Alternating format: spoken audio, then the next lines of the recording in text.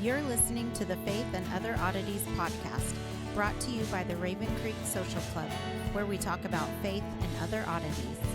For questions, comments, or to be part of the conversation, join us on Facebook, Twitter, and Instagram, where you can find us at Raven Creek SC.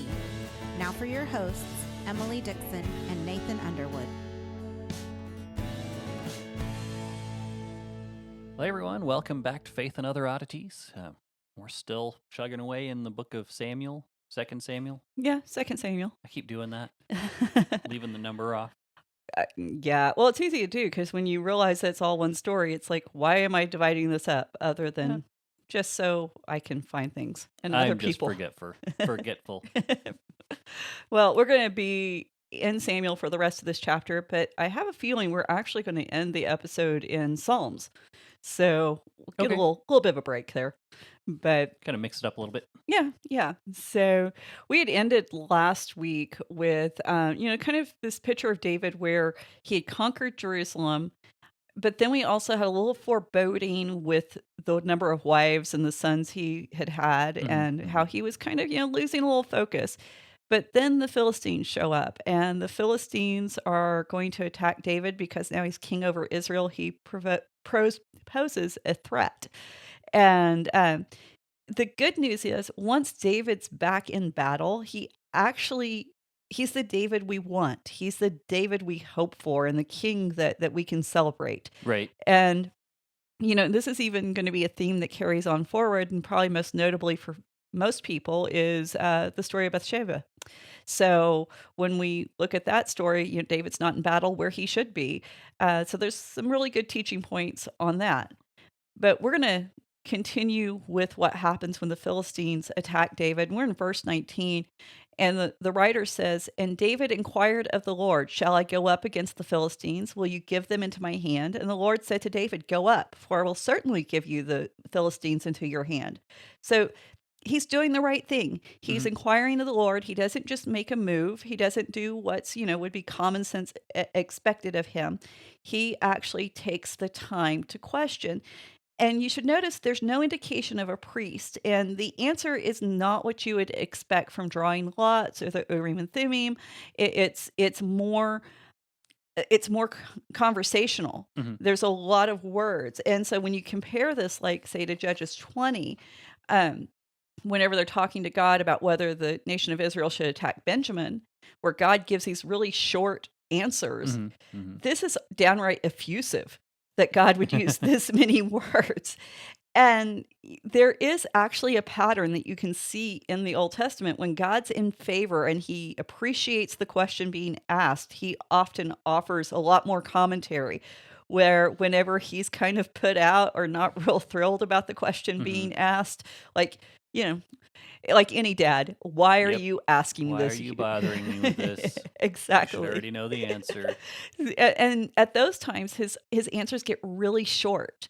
And so it's actually a tip-off for how God views the interaction, which I thought was rather interesting. So verse 20, "And David came to Baal Perazim, and David defeated them there and said, the Lord has broken through the enemies before me like a breaking flood.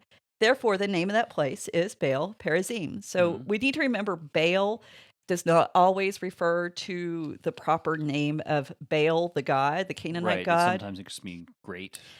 Great or Lord. It's more of a title a lot of times. So when we find one of God's people's using it, we need to look at the context and how they're using it. Sure. So the author offers us absolutely no clue as to what happened in this battle. It doesn't matter. The point of the battle is that God and David, with God's help, they won. And now what is interesting is we have this word Peretz used 4 times. Now, if you remember back to, or Perez, if you remember back to Tamar and Judah, that was the name of one of her sons. And this is a direct ancestor to David. And the word there is breaking through. And one of the key elements of any kingship, any God-ordained kingship, is the idea of breaking through. You Mhm. break through social and cultural normative patterns to create something new. And we're definitely going to see that in Jesus' reign. And matter of fact, I had one professor who he was always talking about the inbreaking of God's kingdom, and that stuck with me, that God would break through to this realm to be manifest. So, verse 21, and the Philistines left their idols there, and David and his men carried them away. So the Philistines had brought the idols with them into battle, Mhm. just like when the ark was taken into battle. And in that, we see that the Israelites and the Philistines really weren't acting very differently in those two scenarios. They're acting very similarly, and that cultural pressure and the cultural norms were impacting Israel at that point in time. Now, the story is retold in First Chronicles 14, 8 through 17. And in that retelling, in verse 12, it says, and they left their gods there, referring to the Philistines, and David gave command, and they were burned. So we've got some differences between Samuel and Chronicles. In Samuel, they're referred to as idols. In Chronicles, they're referred to as gods.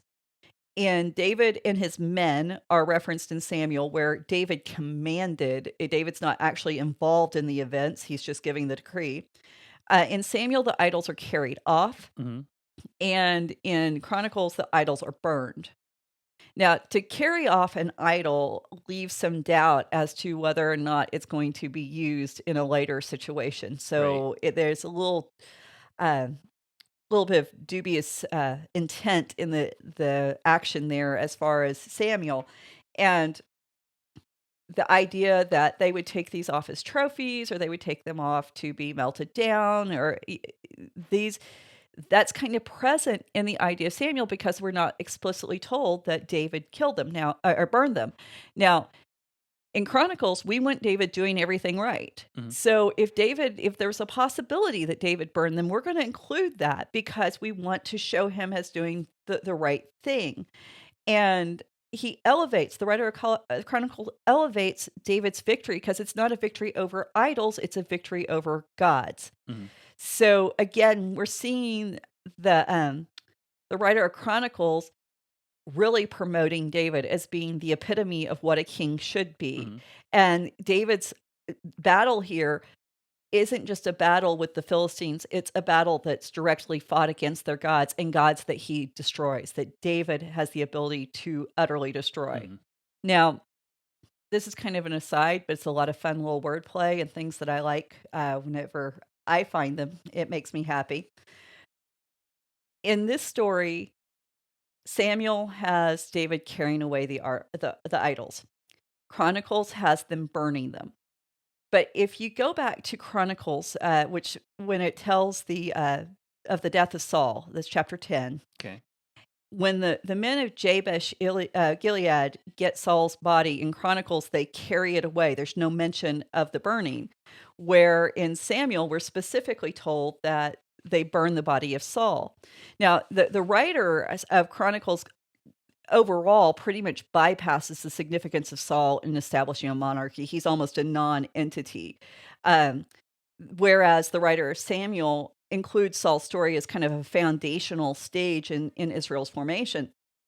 And so in Samuel, Saul's reign had to be completely eradicated. And one of the ways that's communicated is by having the body of Saul burned. It's completely removed from the equation. And where in Chronicles, it doesn't matter. And so I think it's really interesting that of the two times you have the burning of something significant talked about, Mhm. the two books Are are opposite. opposite. Yeah. Yeah. And it really shows the intent of the writer. So you have to ask yourself, why is Samuel not making it clear that the idols were burnt? And the answer to that, you've got to go back to 1 Samuel 4, when the ark of the Lord was captured. Because when the ark of the Lord is captured, you have to remember in the Philistine country, what you wind up with is chaos and plagues and hemorrhoids and mice and Mhm. all of Mhm. those amazing things that happen because the ark of the Lord was with the Philistines, because it was present with the Philistines. So now Samuel is saying, hey, the idols of the Philistines are with the people of Israel. Mhm. So what should we expect in this moment? We should expect the Philistine gods, if they have any power, to cause havoc and chaos in the Israelite camps. But But it doesn't happen. it doesn't happen. We get a complete reversal of what happened in 1 Samuel 4. And that's what he's trying to point out. So Which actually would be kind of interesting because that, I mean, I'm kind of putting this thought together, so don't take it too seriously. You're talking about, when the Israelites took the Philistine gods, there wasn't famine, or not, there wasn't mice, and there wasn't Mhm. disease, there wasn't any of that stuff. And so kind of makes you wonder if there's kind of God foregoing any judgment for anyone who did take those to engage in idolatry in order to keep it from appearing that their gods were able to come in and take over his people. I think I'm following you.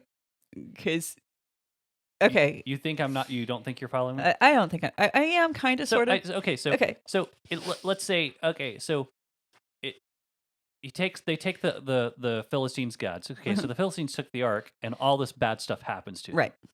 And so we have such a strong warning against idolatry, and we see idolatry punished in Mhm. so many other places. But here we have the Israelites taking Oh, the okay. idols, I know, I'm with and you. so now if the idols are now in the Israelite camp, right? Mhm. So if it's assumed that some of those men were using them for idolatry, would God withholding his punishment at that time be to keep the Philistines from thinking their gods were wreaking havoc in Israel? Right, right. I get it. So yeah, so even if somebody had crossed that line, God basically going, at this point we aren't going to make any disciplinary action just so it's not misread. Yeah. And it can't be credited to the wrong God. Yeah. And so yeah, I'm curious about that. I that don't would think be I have an answer for it, but well, it's not addressed in the text, but it is an interesting idea. But yeah, we do see that the main purpose of the story within Samuel is the idea that the Philistine gods can't retaliate, Mhm. and the God of Israel is the only God with any real power and authority.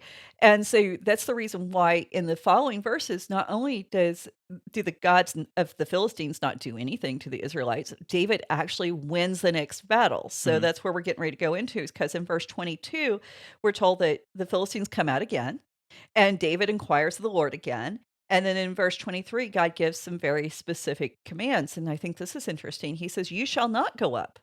Go around to the rear and come up against them opposite the balsam trees."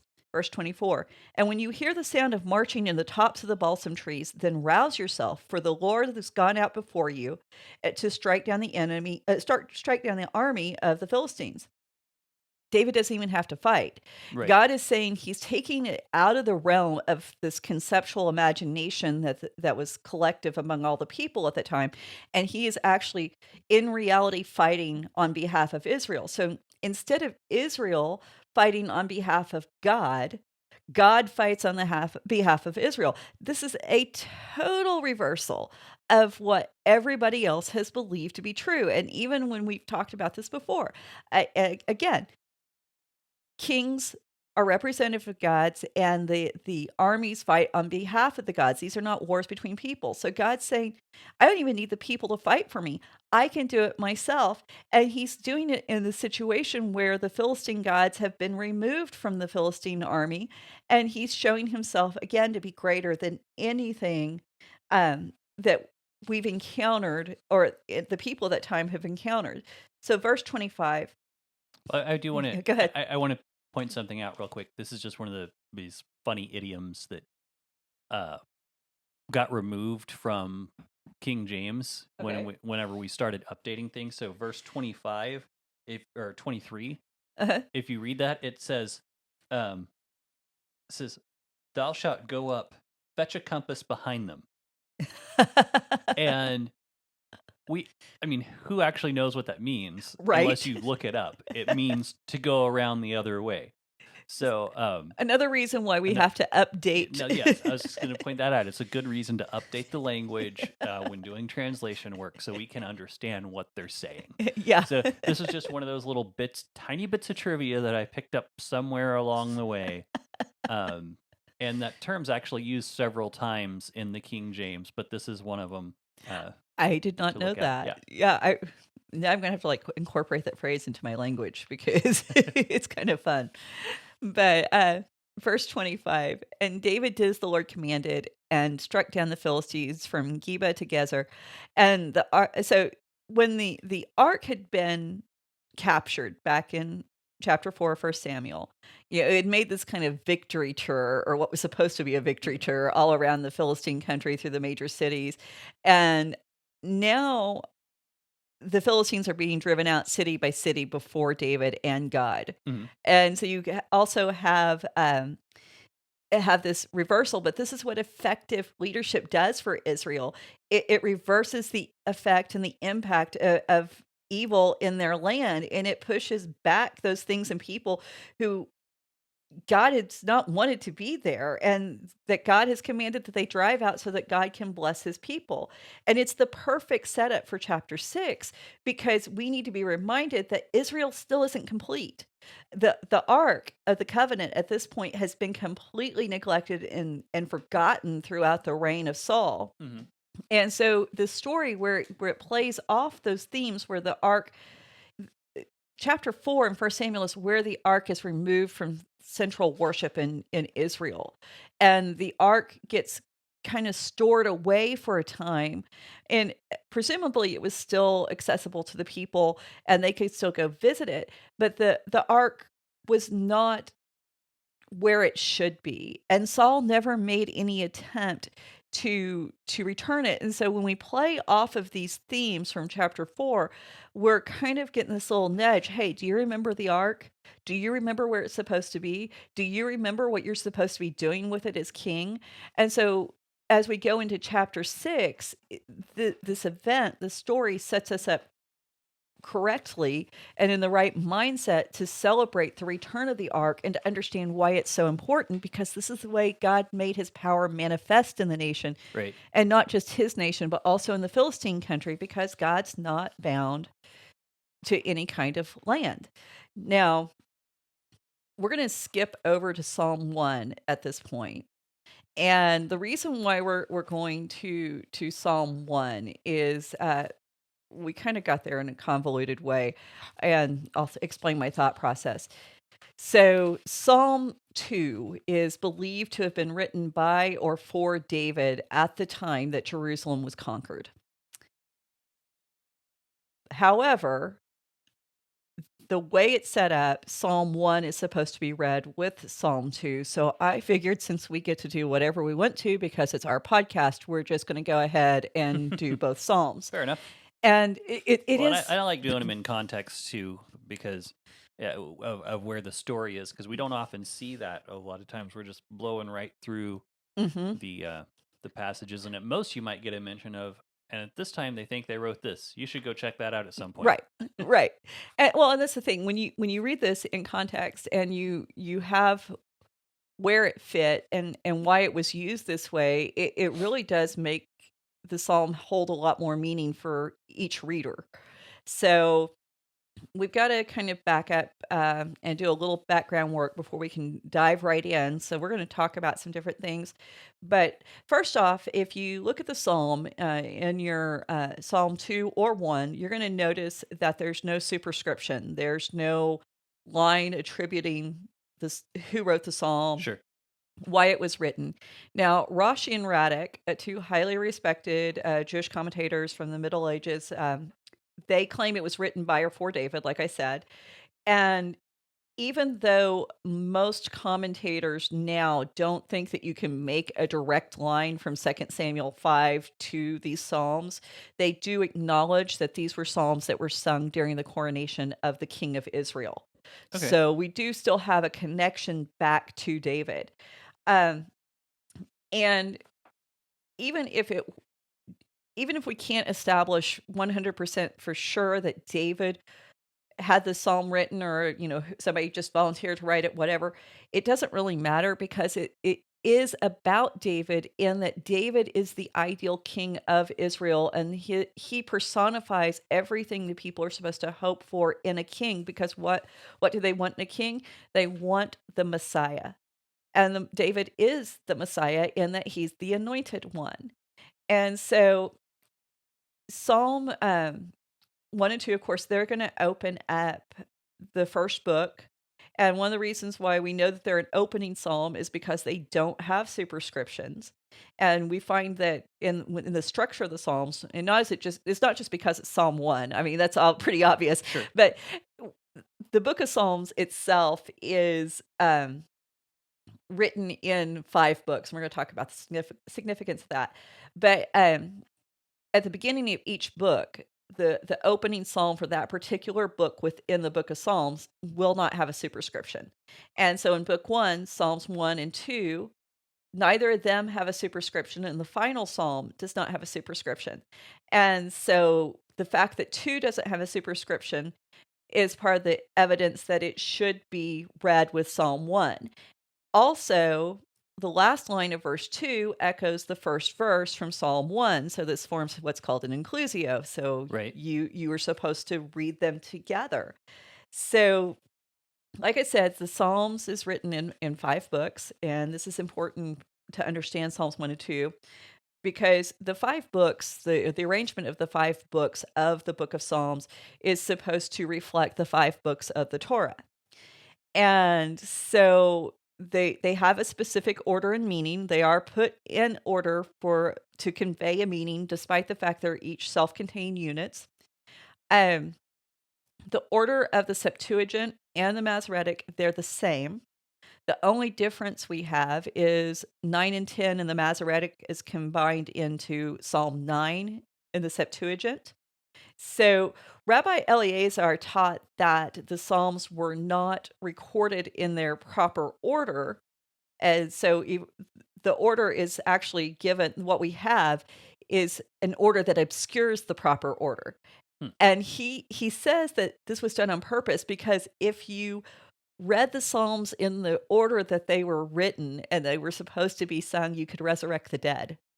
And that's how powerful they believed that the book of Psalms was. Which, who knows? Because we will never know what the proper order is. Rabbi Joshua ben Levi attempted to discover the proper order, and a voice is said to have called down from heaven and says, "Do not rouse that which slumbers."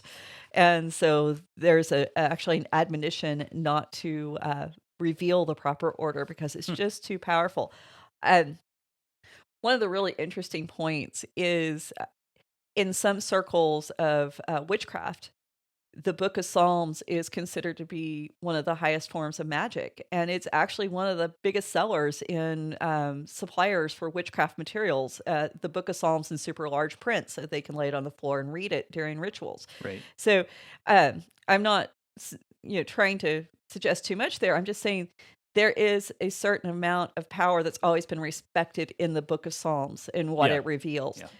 Now, another way of looking at the arrangements is that they reflect different periods of Israel's history. Mm-hmm. So book 1 is the book of David. They're about David's reign and the Psalms that he wrote.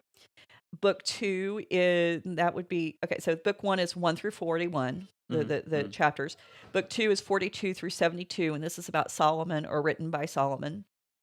73 through 89 would be the divided kingdom. 90 through 106 is the Babylonian exile. And then 107 through 150 is the return to Jerusalem. Okay. And so in book 1, you have 24 psalms that are laments, 8 psalms that are hymns, 39 have superscriptions, 39 are attributed to David, and it begins with the reign of David. So music defining and explaining an era provides an identity for those who are inside the culture, but it also provides a way to explain the culture to those who are outside. Mm-hmm. I mean, one of the easiest ways to learn about any kind of culture is to learn their music. And matter of fact, that's one of my favorite ways to keep my Hebrew in my head, is to learn music because it stays with you. Right. And so, when you talk about young children's classes for learning new languages, a lot of times, what do we teach them? We teach them the songs. I mean, how many of us grew up singing Farajaka? And we probably butchered all the accents and the pronunciation, but we all know that little bit of French, Sure. So Psalms 1 and 2, they open the Psalms, so they should be read as an instruction for how to read the Psalms. Mm-hmm. And the Psalms directs the readers back to the hearing and the doing of God's word. In other words, the study and the practice of Torah. And so it reminds us of the main truth that Israel needs to hold on to as a nation, and that truth is God is king. Right. Period. I mean, there's no greater truth for the nation of Israel than the acknowledgement that God is king. And this is why the Psalms can function as a Torah, because what does the Torah say? The Torah tells us how to serve our king, how to honor our king, and they point to God as king.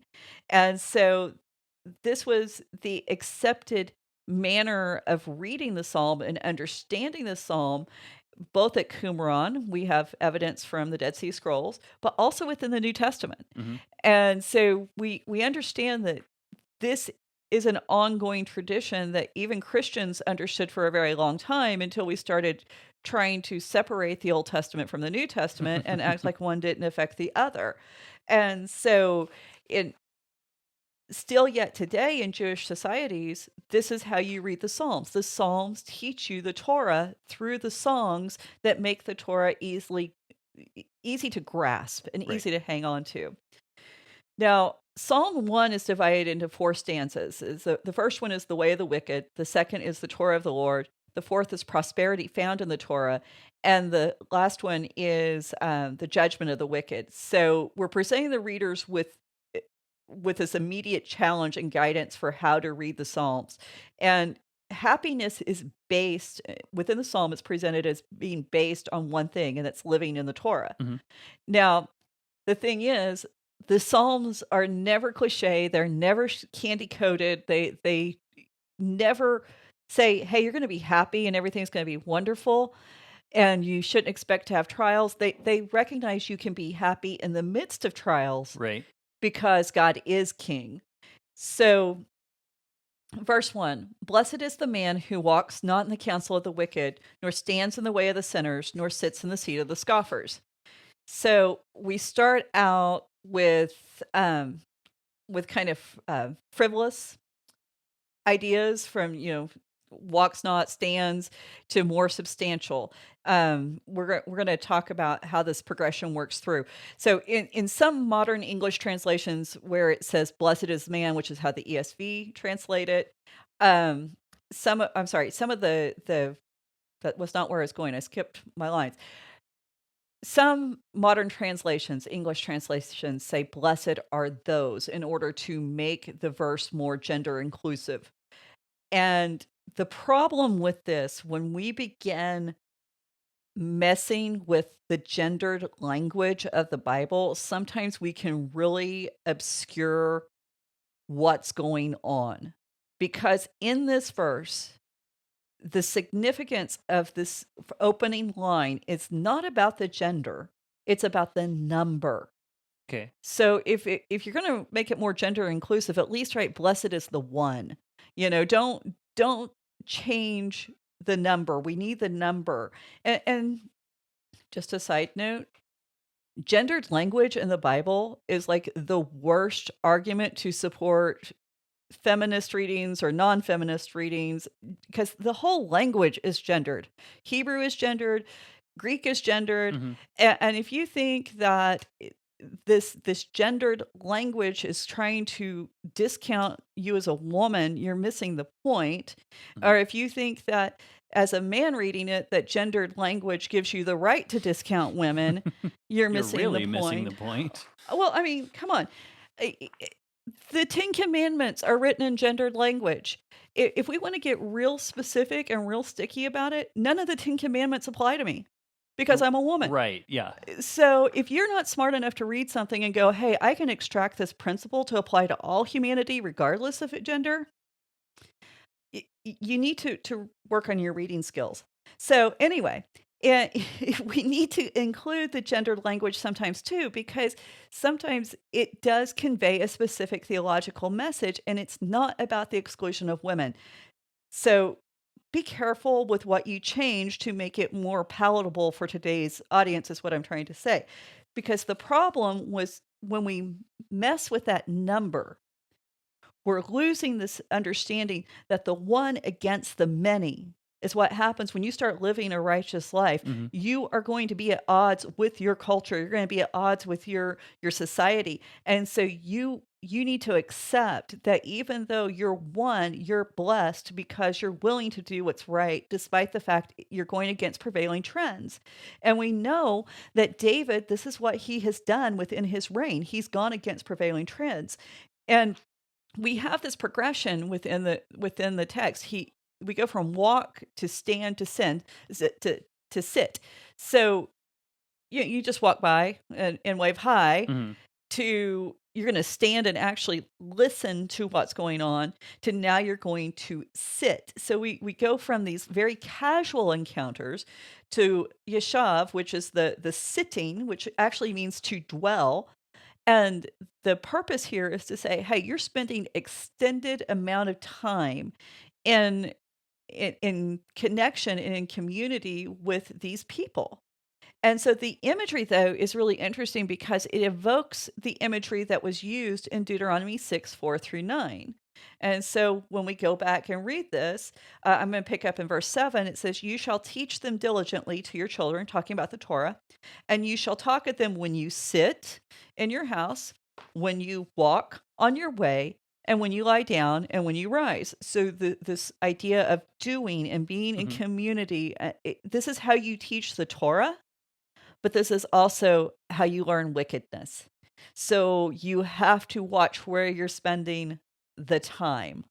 What are you thinking of, and who are you spending the time with?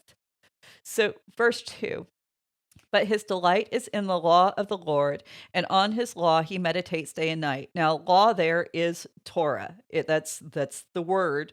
And the rabbis pick up on a little bit of clever wording here in the Hebrew, because when one begins to study Torah, it's the Torah of Adonai, or Yahweh. But once you become proficient in Torah study, then it stops being the Torah of God and it becomes your Torah. It becomes personalized. Interesting.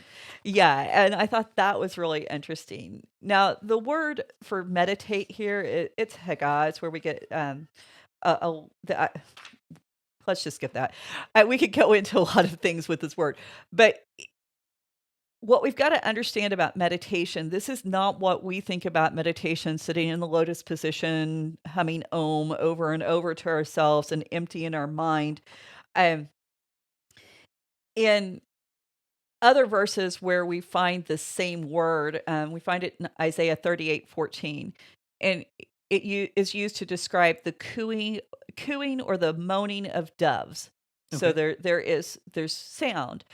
In Isaiah 31:4, it's like a growling lion. And in Psalms 35:28, it's men speaking. Because the ancients didn't study Torah in silence. They were always talking. Right. And so there's this constant murmuring, and I love like movies where you get to see the inside of a shul where the people are still studying the Torah in ways that have roots way, way back in Mm-hmm. history. Mm-hmm. And there's always this low little murmur that's going along with the study, and where they're either reading just slightly aloud or they're talking. And I think it would be so exciting to learn in the environment where you can have that kind of interaction. Because a lot of times, even when I was in seminary, uh, we were allowed to ask a lot of questions. We had great profs who encouraged interaction, but a lot of it was still sitting and listening. Right. And so you didn't have that murmur that was constantly going on, but that murmuring actually sets up your imagery for verse 3. He is like a tree planted by a stream of water that yields fruit in its season, and the leaf does not wither, and all he does, he prospers. So that murmuring stream that's constantly, that flow of the Torah constantly being spoken of and repeated, this is the stream that the tree is planted in. Mm-hmm. It's in the Torah. Makes sense. Oh yeah, it's amazing. And when you think about imageries of tree within the Torah, this is a symbol of authority. It's a symbol of a power because where do kings rule from? Saul was shown several times sitting under a tree. Where does Deborah speak from? It's under a tree. So this tree becomes a symbol of where someone speaks on behalf of God or someone exercises authority. And it's also places where people go for spiritual guidance. And trees were specifically planted sometimes in places where spiritual events happened as a way to commemorate these spiritually charged events.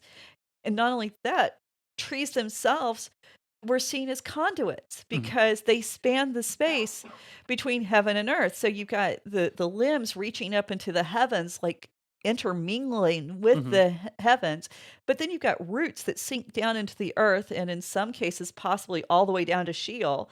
And so they stand between these two realms, which is exactly where humanity is. But the trees join them together so that humanity can participate in the totality of reality. So the imagery gives us this basis for one who studies Torah as being one who has authority, one that people would seek out as someone to give spiritual guidance, and that his life would span the distance between heaven and earth. And he can only do this when he's sustained in the stream of the Mhm. Torah.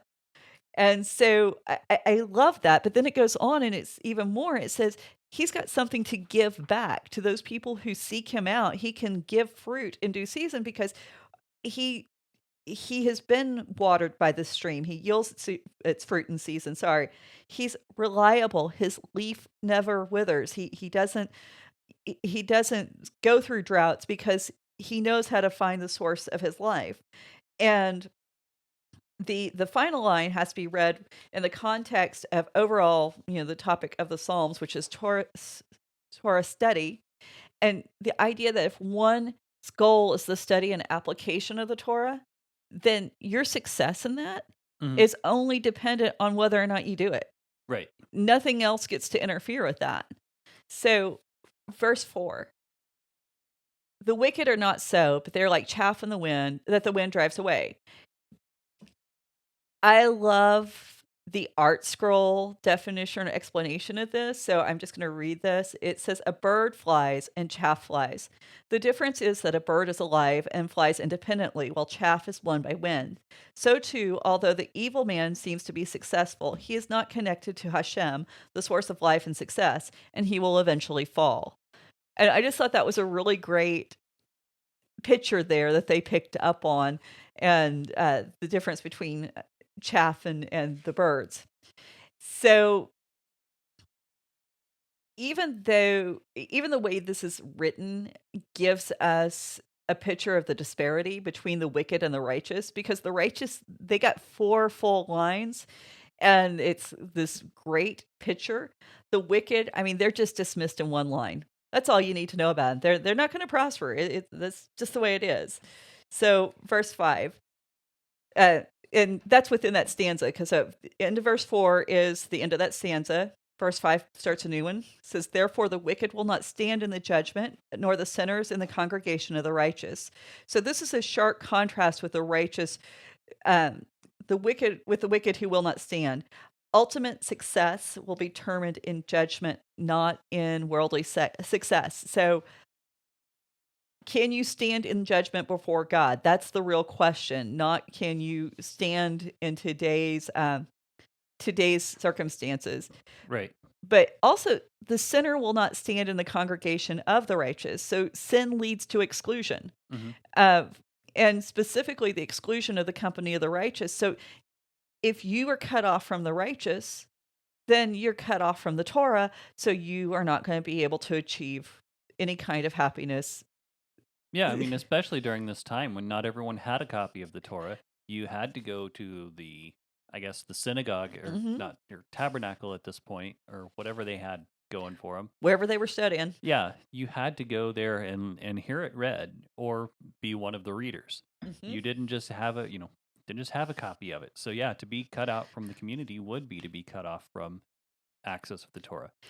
And of course, how much of it they had at the time, a little bit iffy, but we'll get into Yeah, that later, right? we will definitely be getting into that later, and that's the thing. I think we forget that study of God's word up until the printing press, and even for a few centuries after that, it was never a solitary endeavor. It had to be done in community, and I think that's one of the things that, man, I know, especially, and I've right now when we're got this pandemic going on and churches aren't meeting, and I think some of us are starting to feel the void Yep. of not being in community and how much it's cut off from us, and at the same time to realize how rich we are, that we still have a Bible in our homes. Mhm. We can still turn on podcast in our homes.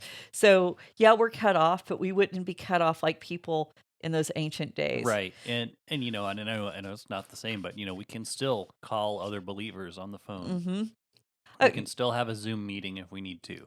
Make use of those resources. And I know I get guilty of it because, you kind of get stuck in your own head in your own house. So, be sure and reach out and talk to people because it's necessary. Yeah. And I'm really hoping that piece of advice is irrelevant in the coming months. That would be We'll see how it nice, goes. wouldn't it? Yeah. So, but anyway, be that as it may, verse 6, for the Lord knows the way of the righteous, but the way of the wicked will perish. Now, the key word in this verse is to know, yada. Mhm. So this is the word that's often used to address a sexual relationship. It really means that experiential knowledge of something. So you're not talking about some abstract, like I know the tower of the Eiffel Tower is in France. I mean, I know that. I've never experienced it. So it's that kind of difference where somebody who's been there can tell me, yes, I know because I went up to the top and I looked out on the lights and all. There's a difference. And so now Malbin, one of our medieval commentators, I like what he had to say. He said, the minds of the righteous are bound inseparably to the intellect of Hashem. Hashem's the Jewish way of referring to God to avoid accidentally saying his name. Therefore, Hashem reciprocates and trains his attention to them. So when God knows us, what Malbin's saying is that God is focused on us. He's paying attention to us, and that he's not just going, oh yeah, there's some people down there. Emily and Nathan are doing their thing on, God actually is paying attention to the individual. And it's this reciprocal relationship between humanity and God that allows for life. And so, excuse me, the second line really drives home the way of the wicked will perish. Now, I like the JPS. What's it say? The way of the wicked is doomed. I mean, that's it's a little more emphatic. Well, that's one of the things I do love about the Jewish way of reading scripture. It's passionate. And, we grew up in Southern Baptist Church. We aren't known for our passion and fervor. And so whenever I encounter that, it makes me happy. So no, that is good because it drives home the point that in order to live, you've got to know God. Why do you have to know God? Because he's the source of life. If you're cut off from the source of life, you're dying. You are doomed. And so the writer here is so clever, and he does this, and it holds a lot of meaning. We're presented with a contrast from the first verse to the last. So the first line says the way of the righteous, and that's the object of the verb. Okay. The last verse, the way of the wicked, is the subject. Okay. I know this is nerdy. So we're presented with the way of the righteous, as the subject or the object of the verb is under God's protection and care. It's being acted on by God. It's benefiting from God and being blessed. The way of the wicked is determined by the individual. The wicked is the one who is doing the action. Right. And so this this action of the wicked separates them from God. So now God is no longer impacting their life. And it's that kind of little subtle thing that we often miss if we don't really dive into the mechanics of the verse, because it's so it is subtle is the only word I can think of. I mean, to move it from the subject of the verb to the subject of the sentence, it totally Mhm.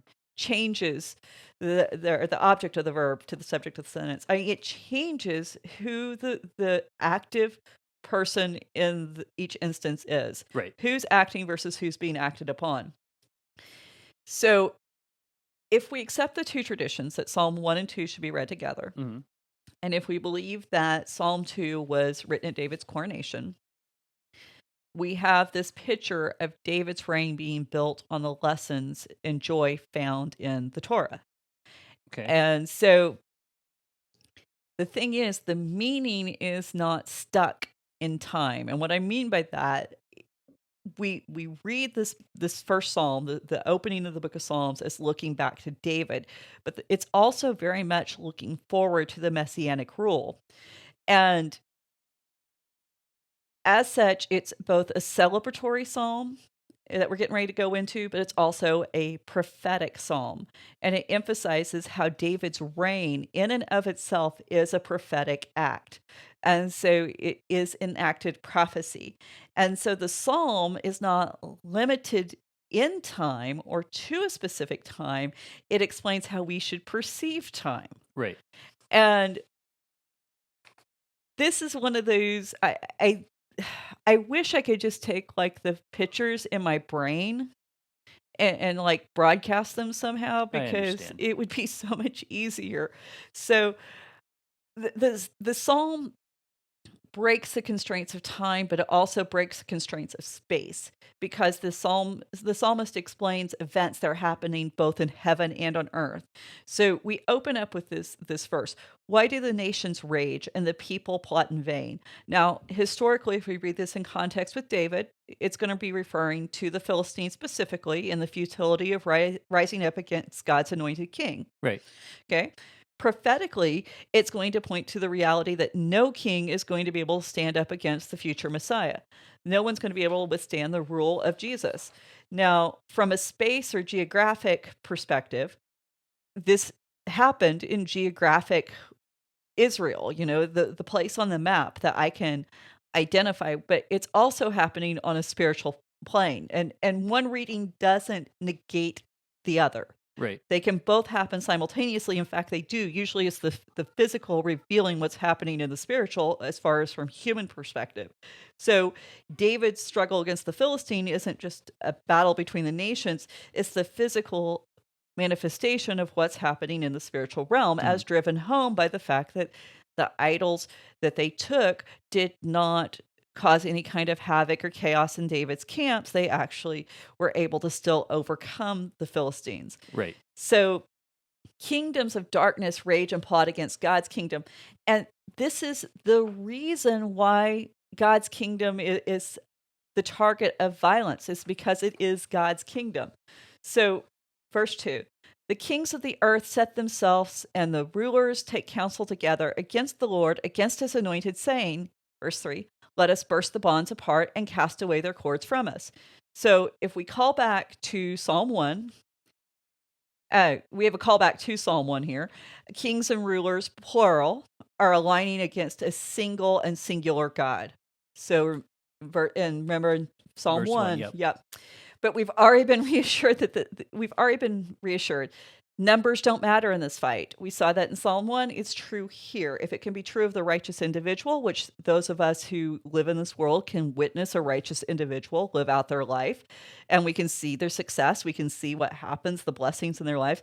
Now we can translate that same kind of victory onto a God and understand that the personal victory was the result of knowing this God. Right. So you see how the two psalms are playing off of each other. So we're also told that the attack is specifically aimed at the Messiah, and it's aimed at the Messiah's rules. In David's time, in that portion of what we're addressing here. The Messiah would refer to David and his rule. Right. But if we're looking ahead to the Messiah, now we're talking about Jesus. And the response we see from the Philistines who rise up against David as king over the nation of Israel is what we will see when the Messiah is ready to rule all the earth. Mm-hmm. And so this is a warning for us. Hey, be prepared when Jesus gets ready to take his throne, when he's king over all the earth, and people see that. And he already is king, but it's that already not yet. But there's that battle against the king ascending to his throne, against Jesus extending his reign. So notice the protests. Let us burst their bonds, cast away their cords from us. So even in the protest, they acknowledge that this king has power and authority over them. I mean, he has placed restraints on these foreign nations. And it's something that has already happened. Even before he was the king, it had already taken place, or the acknowledged king, before David had taken his place on the throne. There was already a little bit of restraint because why? He was friends with the Philistines. When he dwelled in the Philistines' country. Now, when Jesus takes over, we're going to find out that Jesus had been already restraining the power of evil. We're going to see where he has protected us from the full force of what evil would like to bring against us. So verse 4, and he who sits in the heavens laughs, and the Lord holds them in derision. So again, we have the shift. We're going from a physical, earthly reality. We're seeing what's happening in the heavens. And so think about the impact this would have if you were part of the crowds and you're at the coronation of the king. You would be singing this song as the earthly king was being crowned, but the focus of the song removes your perspective. It shifts your attention from that earthly king that's right in front of you to realign your focus on the God and the king in heaven who's sitting on his throne there. So God laughs. He mocks these earthly kings and their plots that they're pursuing. And these guys are so powerless that they're a joke to God. Right. And so verse 5, he says, then he will speak to them in wrath, and he will terrify them in his fury, saying, verse 6, as for me, I have set my king on Zion, on my holy hill. So God's words are going to be terrifying. And the words are, I have established my king over Zion, my holy mountain. The fact that this is the declaration that terrifies them, I mean, that's very telling. It isn't the fact that God is king. It's the fact that he has put his king on his holy mountain that terrifies the powers that be, the other nations. And it is, the fact that God rules from heaven, well, that's something that they have already seemed to accept. It's something they've had to live with. But now God's direct interaction and intervention of events on earth, they cause the terror. And the sign of God's interaction and intervention is the king enthroned, specifically the king enthroned at Zion on God's holy mountain. So the geography is once again revealed as significant, and it's evidence that this is God's king. The king that rules from Jerusalem, the king that rules from Zion is God's king. It's not a king that rules from anywhere else, that rules on the behalf of the king of heaven. So verse 7, and I will tell of the decree of the Lord. I will tell the decree. The Lord said to me, you are my son. Today I have begotten you. So the writer identifies themselves as being the king. So the writer saying that God told me that that you're my son. And God is also identifying himself as a prophet, because a prophet's somebody who sees into the heavenly realms. There's somebody who can interpret what's going on in the spiritual realm. And so he's saying, let me tell you what God has revealed to me. And God has revealed that I am the son. So God's decreed that the king is his son. And now the concept of a king being the son of God, that's not foreign. We've talked about that a lot.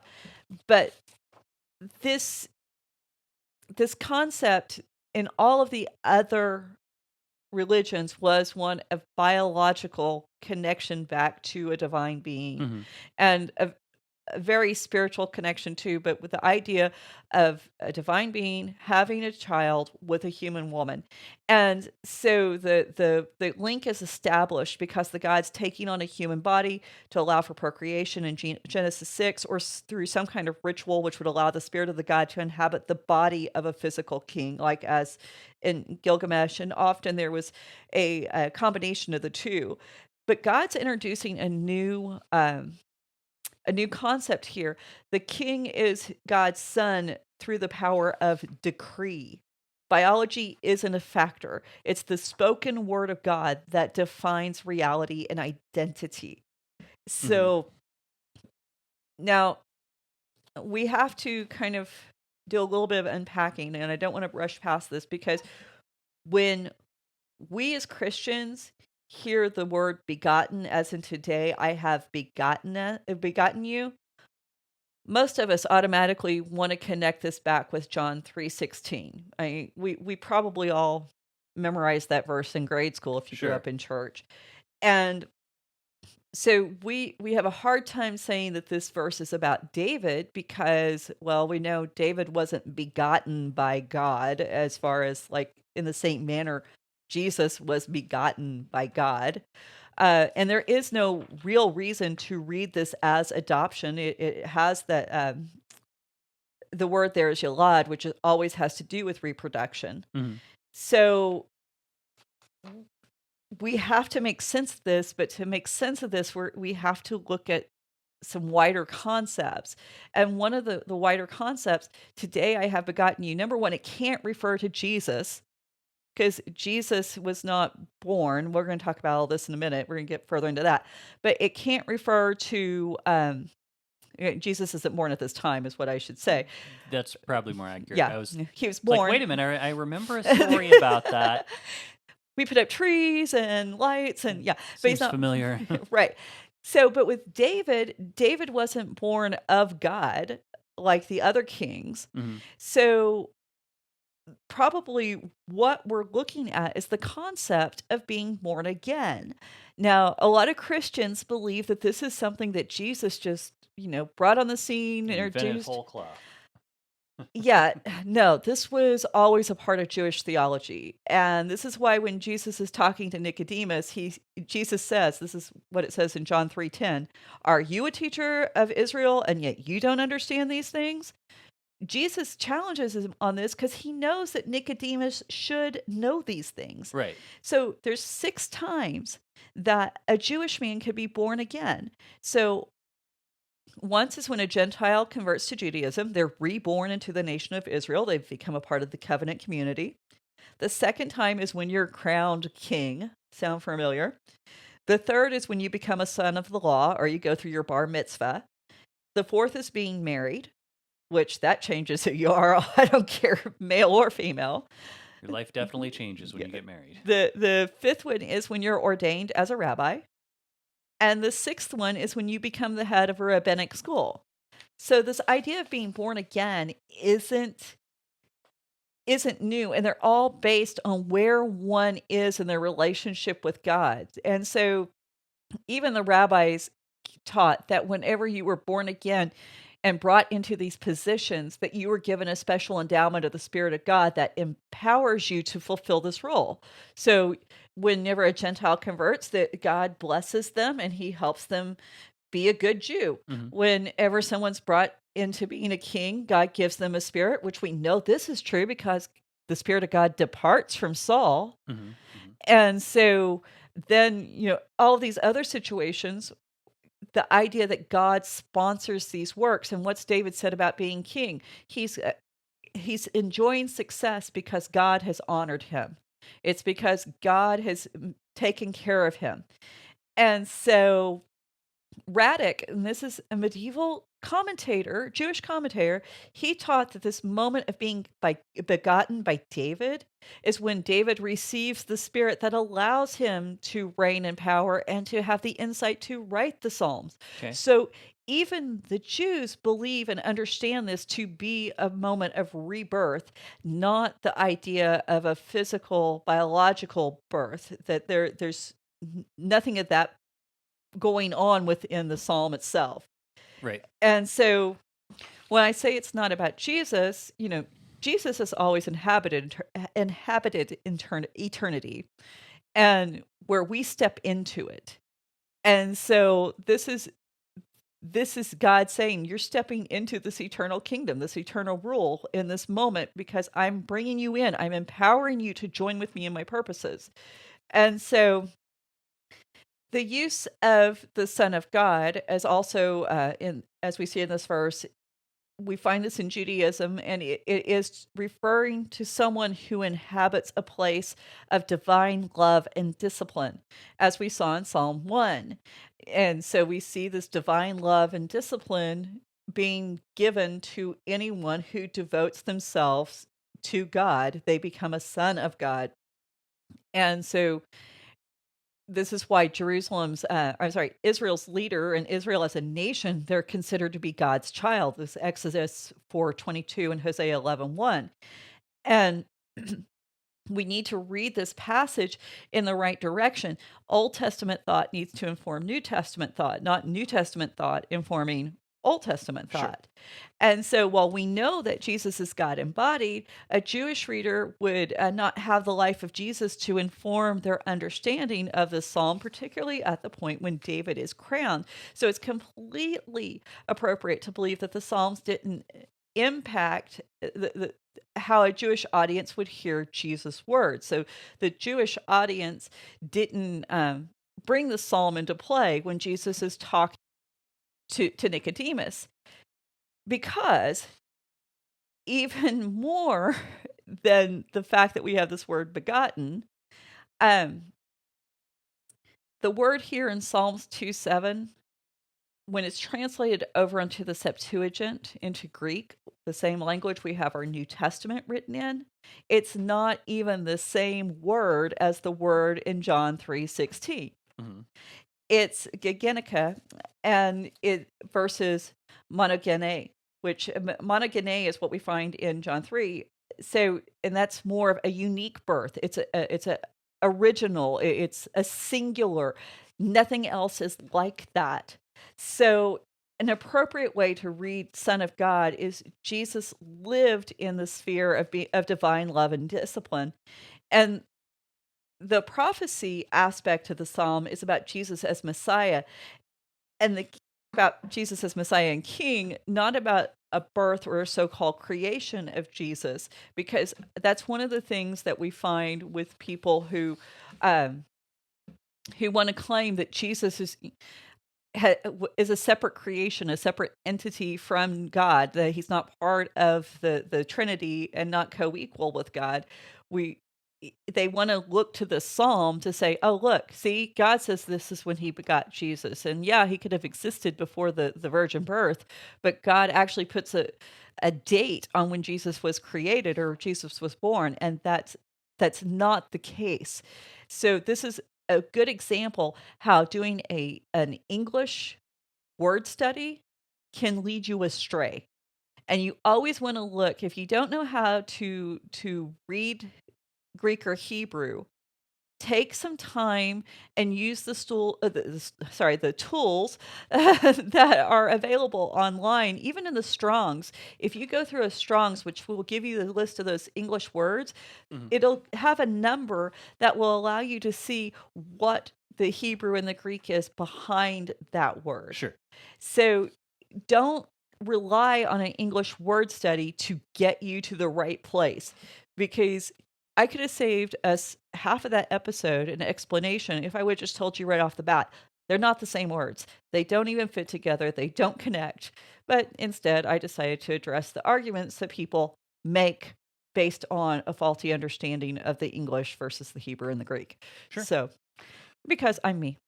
Well, I mean, I think it's well worth looking into. There's a lot of good information there. It's fun. So. I mean, I love the fact that the born again concept was part of Judaism. To me, that is one of a key factor in understanding a lot of things. Well, if you look at, I mean, the more I say if you look at, I mean, the more I've studied, the more I've listened, the more I've paid attention. It's like, oh yeah, this is all the same stuff.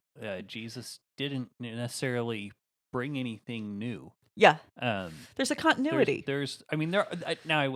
he did bring some new things, but I'm saying Yeah, careful not to overstay it. No, I don't want to overstate that, because there's definitely some new things that he brought into the world, but there's He had a good foundation. the foundation. Yeah, he wasn't doing this all in a vacuum. Well, and it wasn't so radically new that people couldn't understand what he was saying. They should have a problem accepting. Right. The groundwork was laid for them to understand his message, and I think we forget that.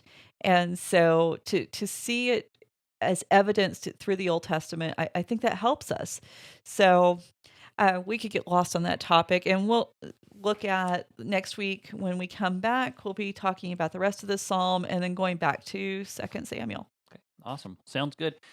Well, I'm looking forward to that, and everyone who joined us, I hope you're looking forward to that as well. If you want to be part of the conversation, you know where to find us. If you don't, ravencreeksc.com. That gets you to the website. Raven Creek SC on all the social media, and come be part of the conversation. And we'll see you next time. Bye. Bye. You've been listening to the Faith and Other Oddities podcast, a Raven Creek Social Club production. Don't forget to follow us on Facebook, Twitter, and Instagram. If you like what you've heard, please write us a review on iTunes or consider supporting us on patreon.com/RavenCreekSC. As always, thank you for listening, and don't forget to join us next week.